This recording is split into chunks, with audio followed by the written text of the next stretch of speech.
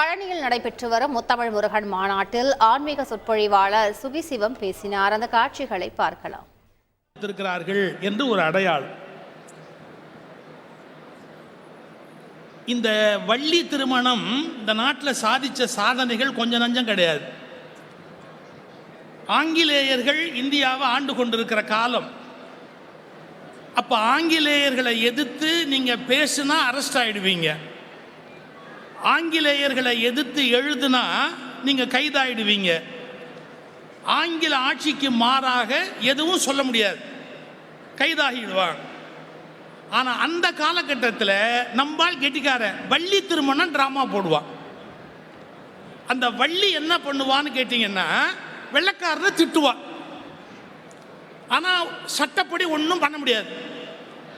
ஏன்னா அந்த வள்ளி என்ன பாடுவா அப்படின்னு கேட்டா ஆலோலம் பாடி விரட்டுறா பாருங்க. கொக்க விரட்டுற போது திமிரு பிடிச்ச வெள்ளை கொக்கேம்பா. வெள்ளை கொக்கே திமிரு பிடிச்ச வெள்ளை கொக்கேன்னு. அது ஒன்றும் சட்டமும் ஒன்றும் பண்ண முடியாது. என்றைக்குமே ஒரு தேசத்தின் பண்பாட்டை வைத்து கொண்டுதான் மரபு வழியான நீதியை நிலைநாட்ட முடியும் என்பதற்கு வள்ளி திருமணம் ஒரு பெரிய அடையாளம்.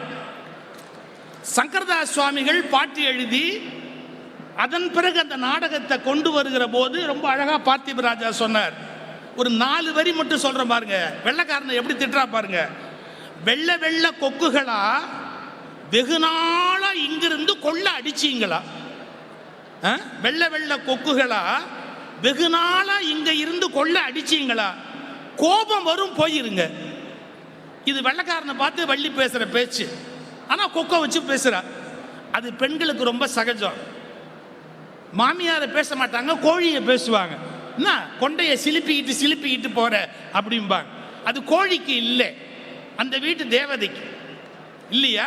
அது மாதிரி வள்ளி திருமண டிராமாவை வச்சுக்கிட்டு வெள்ளைக்காரனை திட்டுறாரு பாருங்க. வெள்ளை வெள்ளை கொக்குகளா வெகு நாளா இங்கிருந்து கொள்ள அடிச்சீங்களா? கோபம் வரும் போயிருங்க. அது தேம்ஸ் கரையின் கொக்கு. அது தேம்ஸ் கரையின் கொக்கு. அங்கு தின்ன உணவில்லாத கொக்கு, மாமிச வெறி பிடித்த கொக்கு, நம்ம மக்களை மயக்க வந்த கொக்கு.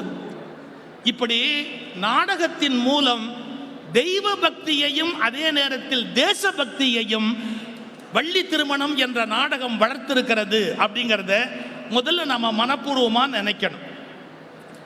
ஒரு சின்ன தெளிவு நான் முதல்ல சொல்ல விரும்புகிறேன். நீங்கள் எப்பவுமே சொல்லும்போது இயல் இசை நாடகம்னு சொல்கிறோம். உண்மையிலேயே சகோதரி பாரதி பாஸ்கருக்கு நான் மன்னிப்பு கேட்டுக்கணும். அவங்களுக்கு மறுப்பு சொல்கிறதுக்கு வாய்ப்பு கொடுத்துருக்கணும். இவங்க 2 பேரும் பேசுனதுக்கு அப்புறம் அவங்களுக்கு அந்த இடம் கொடுத்துருந்தா தான் முறை. அது அவங்க பதில் சொல்ல அந்த இயலுக்கு என்ன தன்னுடைய மறு ஆர்கியூமெண்ட் அப்படிங்கிறத அவங்க சொல்லணும். இசைக்கும் அந்த வாய்ப்பு கொடுக்கணும். அப்போ தான் அந்த முறையாக இது நடத்த முடியும். இப்போ நம்ம நாட்டில் எதை முறையாக நடத்த முடியுது, முடிஞ்ச வரைக்கும் முறையாக நடத்துவோம். அந்த வாய்ப்பு கொடுக்கலேங்கிறதுக்கு மன்னிப்பு கேட்டுக்கிறோம்மா உங்ககிட்ட. இயல் இசை நாடகம்னு நம்ம சொல்கிறோம் பார்த்தீங்களா, ஒரு வரன்முறை பேச்சில். முத்தமிழ் இயல் இசை நாடகம். மன்னிச்சுக்கங்க, அந்த வரன்முறை தப்பு. அந்த வரன்முறை தப்பு.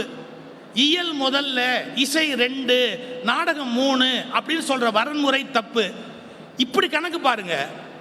ஒரு 30,000 20,000 வருஷத்துக்கு முன்னாடி மனித இனம் வளரும் போது இயலே கிடையாது, இசையும் கிடையாது. பசினா ஜாட காட்டியிருப்பான், துக்கம்னா அழுதுருப்பான், வயிற்று வலிக்குதுன்னா துடிச்சிருப்பான். எல்லாமே காட்சி மூலமாக தான் வெளிப்படுத்தியிருப்பான். அப்போ முதலில் தோன்றிய தமிழ் எது என்று கேட்டால் நாடக தமிழ் முதலில் தோன்றியது. பழனியில் நடைபெற்று வரும் முத்தமிழ் முருகன் மாநாட்டில் ஆன்மீக சொற்பொழிவாளர் சுகிசிவம் பேசினார். அந்த காட்சிகளை பார்த்தோம்.